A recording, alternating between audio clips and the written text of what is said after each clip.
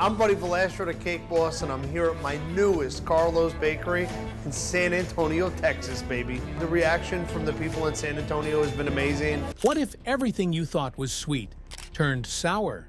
He was the king of cakes, the face of family, and the heart of a bakery that captured America's imagination. But then came the lawsuits, the scandal, and the downfall nobody saw coming. Was it fame that ruined him? Or was something darker baking behind the scenes? Join us as we dive into the rise and fall of Cake Boss. The rise. But before the fame, before the fondant, there was Hoboken, New Jersey. It was in this working-class town that Carlo's Bakery stood, founded in 1910 and acquired by Buddy's father, Bartolo Sr., in 1964. Known for its Italian pastries and warm neighborhood charm, the bakery was more than a business. It was the beating heart of the Valastro family. Born in 1977, Buddy Jr. grew up in the kitchen, watching his father pipe cream into cannolis and knead dough at dawn. By 6, he was helping out. By 11, he knew he wanted to be a baker. But life had other plans. In 1994, when Buddy was just 17, his father passed away from lung cancer. In the blink of an eye, the boy behind the counter became the man in charge. With grief still fresh and a family to support, Buddy stepped into his father's shoes. Carlo's Bakery could have folded under the weight of tragedy, but Buddy had vision, grit, and an unrelenting drive. He modernized recipes, introduced high-concept cakes, and pushed the boundaries of traditional pastry work. Over time, what started as a neighborhood staple became a regional sensation. People came from across state lines to taste the magic. But it wasn't just the cakes, it was the flair. Buddy was creating edible art, cakes that moved, lit up, or looked like chandeliers, castles, and even working toilets. Each creation told a story.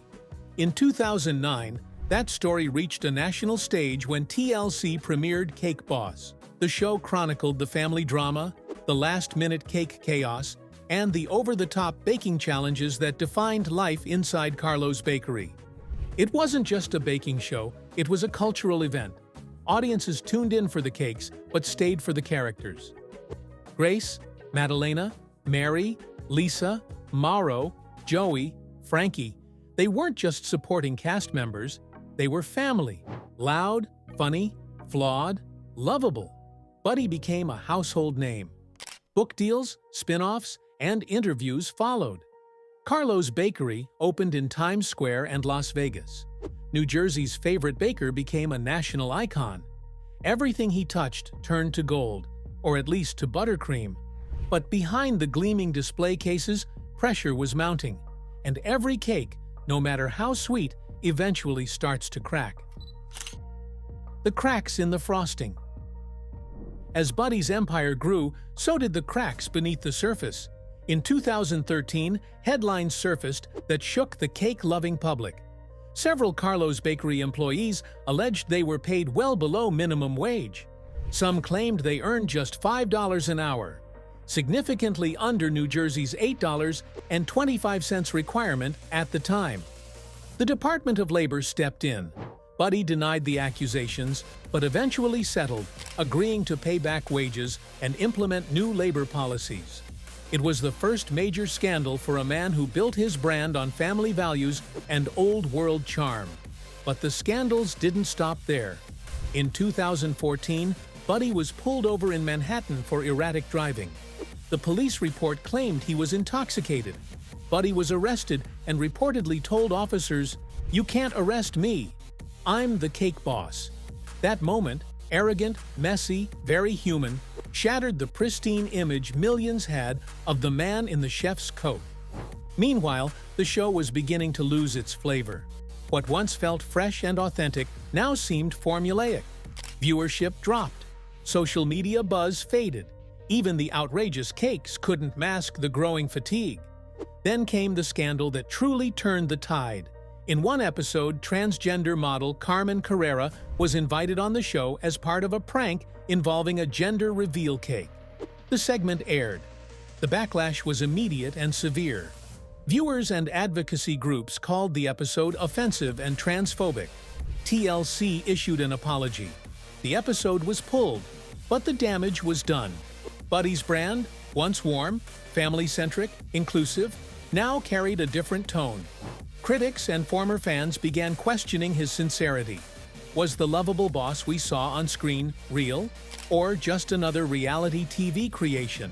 In 2015, the situation worsened. A former employee filed a lawsuit accusing Buddy of fostering a hostile workplace environment. She described a culture where verbal abuse, intimidation, and inappropriate remarks were commonplace. Again, Buddy denied the claims.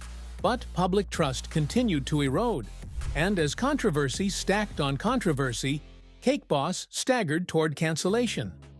Ratings dropped sharply between 2015 and 2016.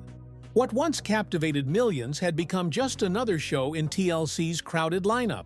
By 2017, the show was officially off the air. And then came perhaps the darkest chapter in the show's extended family drama. In 2010, Remy Gonzalez, Buddy's brother-in-law and a once prominent figure in Carlo's bakery, was arrested and later convicted for sexually assaulting a minor. He was sentenced to 9 years in prison. The incident was a shocking gut punch to fans and cast alike.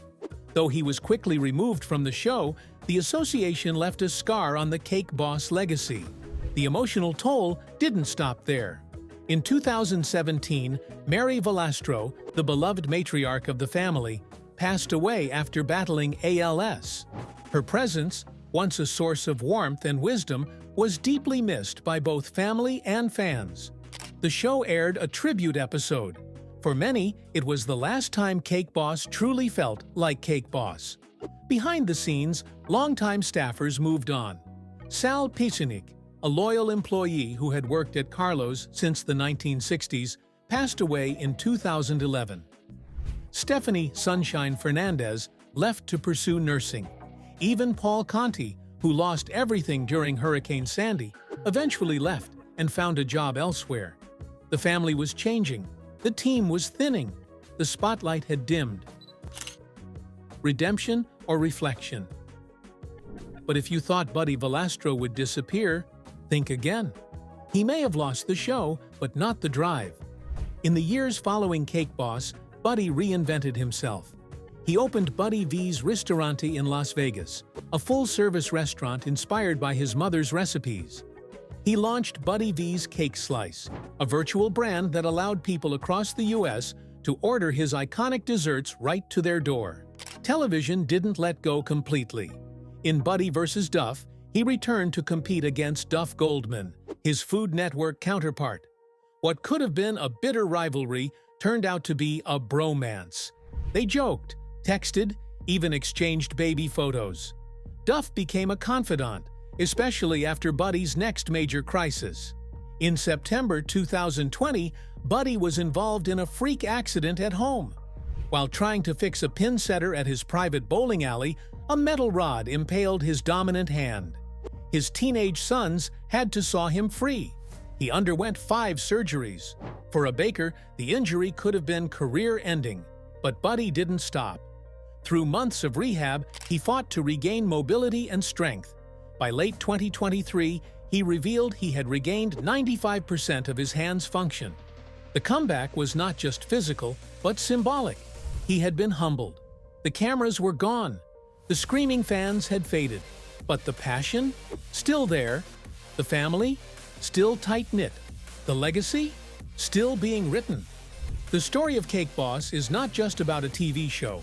It's about family, fame, failure, and forgiveness. It's about the cost of success and the strength it takes to rebuild when the lights go out. Today, Carlo's Bakery is still open. People still visit. The cakes are still beautiful. Buddy still smiles behind the counter. But there's a different air now. Less spectacle, more soul. So what do we make of it all? Maybe Cake Boss was a cautionary tale. Maybe it was a celebration of resilience. Maybe, like the cakes Buddy once crafted, it was a little of both. Layered, flawed, full of heart. Because every cake, no matter how sweet, eventually gets cut. If this story gave you chills, brought back memories, or changed your perspective, don't forget to like this video, leave a comment, and subscribe to Legend Discovery for more raw, real stories about the rise and fall of icons you thought you knew. Because legends aren't born, they're baked.